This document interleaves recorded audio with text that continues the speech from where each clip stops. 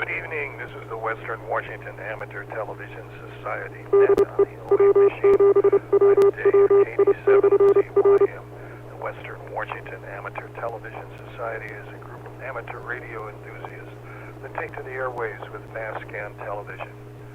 We have a repeater located up on Cougar Mountain. We transmit on 70 centimeters. It's a crossband repeater and spits out images at 1.2 gigahertz. Find out more about the Western Washington Amateur Television Society. Please Google WW7ATS. That's Google WW7ATS. That will take you to our homepage. There you'll see the frequencies we transmit on, a little background information on our organization, and also you'll find a link to YouTube where we stream our nets held Wednesdays and Saturdays between 8 and 9 o'clock. Also, we'd like to thank the SeaTac Repeater Association for letting us use WW7STR's repeater 147.08 with a specific tone of 103.5. That's 103.5 for this net. This is Dave, WW7CYM. I'll pause in case anybody has emergency traffic or needs to make contact on the 08 machine before our net gets fully underway. Again, this is Dave, WW7CYM.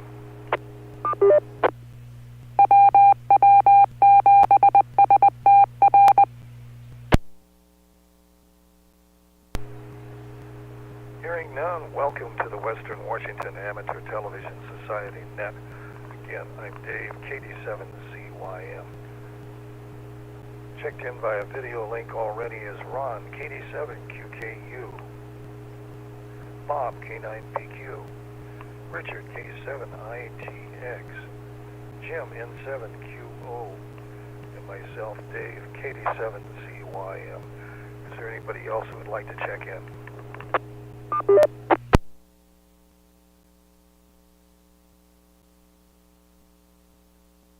Hearing none, well, we'll get the net rolling along here. Let's start off with Ron, KD7QKU in Tacoma.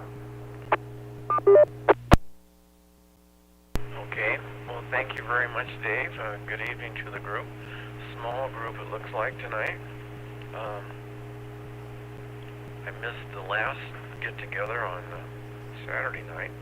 We were invited over for 2 birthdays at Joanne's sister and brother-in-law's place, their son-in-law and their granddaughter in the same family. So we celebrated that and had tacos, drinks, dessert, good time. Get those people together, they always have a pretty good time. Let's see, not much going on. I'm trying to think what I have been doing. I know one thing that happened.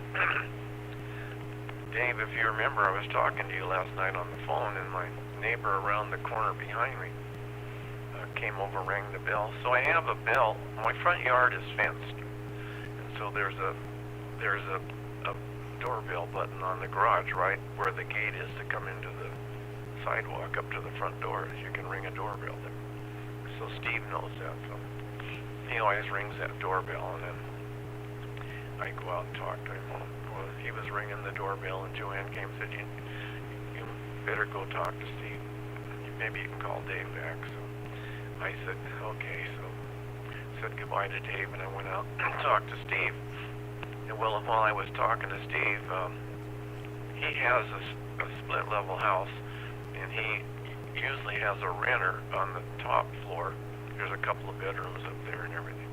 And then he lives on the bottom floor. So he has a lady living there with her daughter. Her daughter's college age. The lady has an SUV in a really nice trailer. Must be 24-foot trailer. And she didn't park it in front of Steve's house. She parked it kind of up the side street. You can see it from Steve's house where the trailer was parked. And I noticed the other day when I walked by, the trailer was gone, but her SUV was parked at his house in the driveway. So Steve informed me that somebody stole the trailer. I guess they just backed up and hooked up to it and drove it away. if I'd have noticed, I could have told the lady there was a thing you could put in the hitch and you could lock it so people couldn't do that, but maybe she didn't know that. So anyway, it was a really nice trailer. He didn't know about insurance. He said she had been talking to maybe the insurance company or something. So I hope she has insurance on it. Some homeless person will probably end up living. Although it was a nice trailer, it was too nice for that, but it was a really nice trailer. So anyway, that was one thing that happened. So maybe that's enough for now. So I'll turn it over to Dave and see what everybody else is up to. I'm sorry that James isn't here tonight. Darn, he must still not be feeling good. Okay, back to that, KD7QKU. QKU. And I'm informed that Lee N7KC will not be with us this evening. He's with his radio club in Port Angeles this evening for a meeting. Well, let's go to Bob, K9PQ.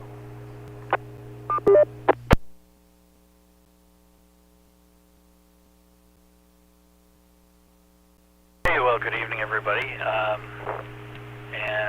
Yeah, I also can't think of a whole lot going on with me. I did go down to a friend's place for the Super Bowl on Sunday, and I thought it was a really good game. I think a lot of people felt like there wasn't enough offense, but I thought both teams played really, really good defense. And the offense sort of kicked in late in the game anyway. But it's just good to see a close game and very few penalties. I didn't see any bad calls. It's rare. This whole season that I've been watching, it's been really, really rare that you don't see a couple bad calls and a lot of penalties. At least with our team, we have so many penalties on the Seahawks. Hopefully that will change with the new coaching. But yeah, that's kind of my big thing. I haven't done a whole lot else that I can think of here. But that was enjoyable. I went with a friend of mine and a mutual friend.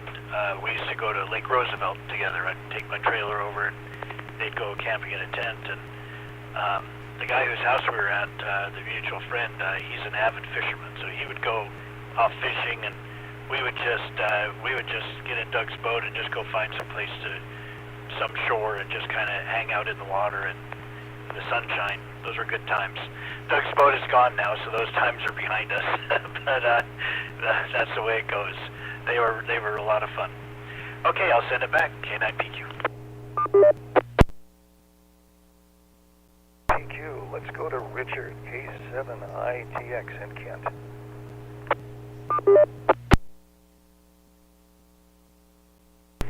Well, yeah, hi. Good evening, everybody. Those are pretty neat cliffs that you've got in the background. I don't think they're the White Cliffs of Dover, because they're not very white. It's probably some Irish situation. Yeah, okay. Right on. So anyway, yeah, I too thought the Super Bowl game was really a good game, very exciting and fun. I won't belabor on that because I've got some more information on the volcano in Iceland. But I did have to say that I was really surprised that the 49ers didn't know the new overtime rules. The players were really in the dark, and so how could they have any strategy other than the coaches, I guess? But what they didn't understand was that the game could get, just because they would score a touchdown or whatever, that didn't mean they would automatically win the game. If they got matched, the game would just continue on. I think that was one of the big differences. Sudden death was kind of taken out of the picture as long as the other team was always going to match. So that being said, the wise decision when you win the coin toss is to take the second possession. which gives you a lot more. You know what to shoot for. You know that you got all 4 downs to try to stay in the game no matter what. Where guy with the first possession doesn't know all these things. He's going to be conservative just to at least get a field goal. Where the Chiefs, not only did they want to get a touchdown and win outright, but they also had been talking about these new rules all season long, and with the determination that if they were going to match his touchdown in the second possession, they weren't just going to go for an extra point, they were going to go for a 2-pointer to win the game. So bad on the 49ers, because every Kansas City Chief knew this strategy, where the 49er players were totally in the dark on that. So that's unfortunate, but I mean, that's why the Chiefs are the champions, I guess. Jeez. So anyway, I know it's pretty weird, sad, but I think the Cowboys make those mistakes too a time or two, not knowing the complete rules and how to handle the football in a tight game. But anyway, so last time, Ron, when you weren't here, I talked about the volcano and how the lava had wiped out the piping to Kesselvik, where my relatives live. So in fact, we talked to Debbie's cousin, not me necessarily, but the family. We were in touch with her cousin, and she'd been very, very cold for 4 days. You know, and they only have 4 hours of light, so it's pretty dismal. Cold, no light. I mean, it was pretty terrible. But I got a pretty cool video I thought I'd share with you guys. Well, if you give me a second here.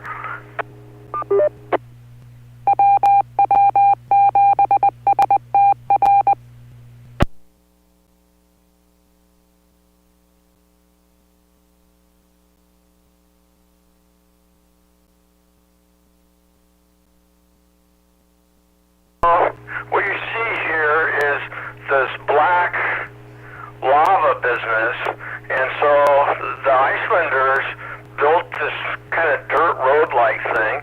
We'll take a closer look at that.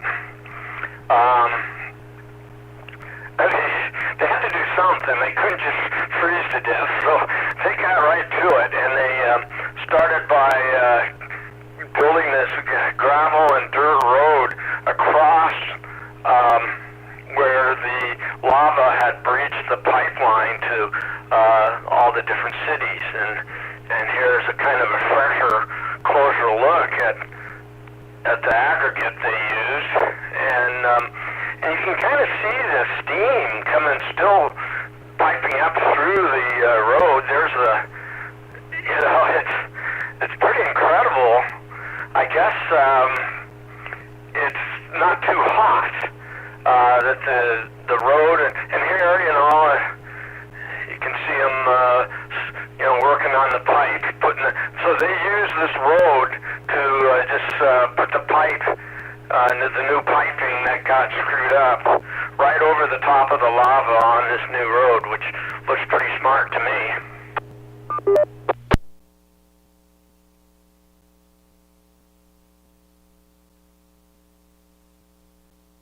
Well, I don't know if smart is the word. It might be your only choice.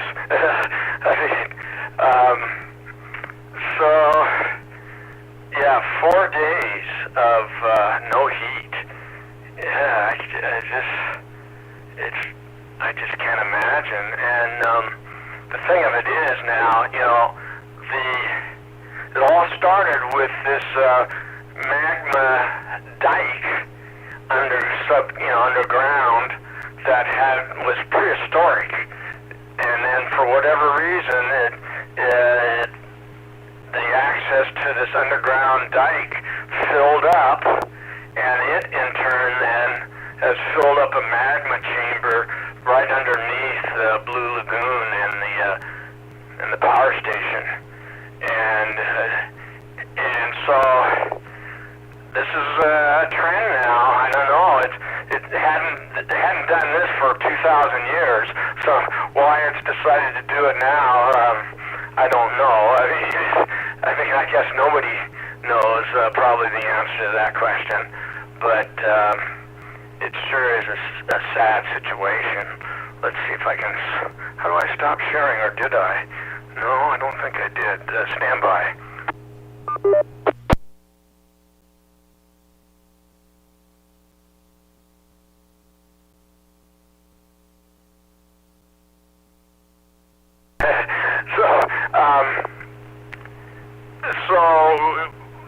So what they monitor, I think I've talked about this before, is they actually call it inflation. Not the kind of inflation we've always talked about around here, but inflation of the topography on top of the magma chamber is now periodically it builds up pressure and releases. Then over 2 to 3 weeks, builds up pressure and then releases. And the thing is, now they got to start thinking ahead. Is this just a new period of the next 100 years? You know, I mean, because we're talking about a scenario that was 2,000 years ago, and now it's reared its ugly head. And so they really have to be serious.